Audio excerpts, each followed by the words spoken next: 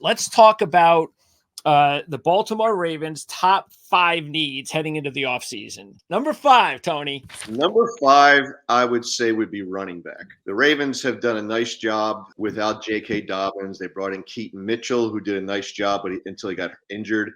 Gus Edwards seems to be on his last legs, and Justice Hill in spurts did a decent job. So, but I do think that they need some reinforcements there. They acquired Dalvin Cook late in the season and did virtually nothing with him. I couldn't believe he wasn't involved in that Kansas City Chiefs game, because he's not only a good running back, he's a pretty decent receiver out of the backfield. So I'm a little surprised that he didn't play at all in that game. But they could bring him back, but we'll see. He's got to be a little bit chapped after not seeing any action in the AFC Championship game. So I would say number 5 is the running back. Right? Okay, number 4. Number 4, I would say, would be cornerback. Marlon Humphrey had a very injury-plagued season, but Brandon Stevens really stepped up and played very well. They've got Ron Darby, who played very well for the team as well on the outside, on the boundary, but he's a free agent, so we'll see if the Ravens can bring him back. And, they've got Arthur Millette, who did well in the slot, and they've got Ron Darby, as I mentioned. And one of those two guys, I think, will come back, not both of them. So that leaves a need or a hole. Marlon, if healthy, can play the slot if they get a boundary corner. So I would say corner is probably 4th on that list. Number 3 need for the Baltimore Ravens. I would go with edge. And edge is a need because you've got Jadeveon Clowney and Kyle Van Noy, who are both free agents. It remains to be seen whether one or either of them comes back, but there's a chance both might not come back because they did very well in 2023 under the tutelage of Chuck Smith, the defensive line coach.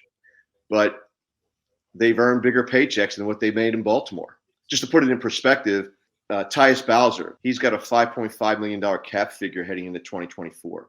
The Ravens didn't pay Kyle Van Noy and Jadeveon Clowney in total $5.5 million in 2023. Okay.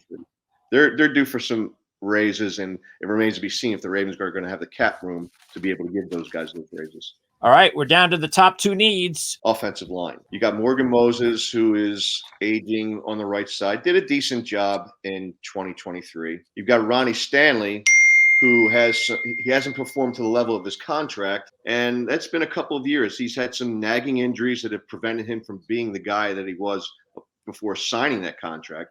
But at the same time, I think the Ravens are in a position now where they have to look beyond Ronnie and start thinking along those lines. So offensive line is a key position. And I think John Simpson is a guy that probably should go too at left guard.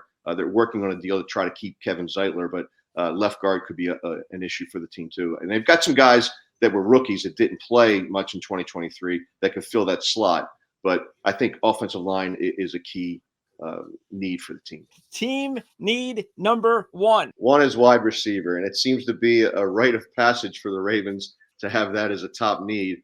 But it is a top need because they've got Aguilar, who is a free agent, had a decent season for the Ravens.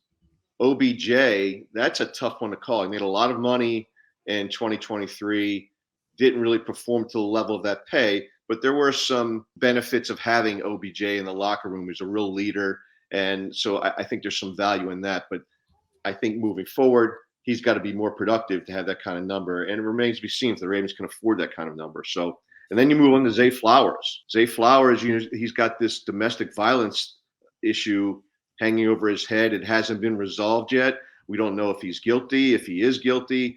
If he is found guilty, then or if charges are pressed against him, Steve Bisciotti has a zero tolerance policy when it comes to domestic violence. And Zay Flowers may have played his last down in Baltimore. Hopefully that's not the case, but it's possible that he has. And obviously he was a real productive rookie for the Ravens. They've done something that they haven't done maybe in their franchise history, is pick a first-round wide receiver who was actually productive during his rookie season.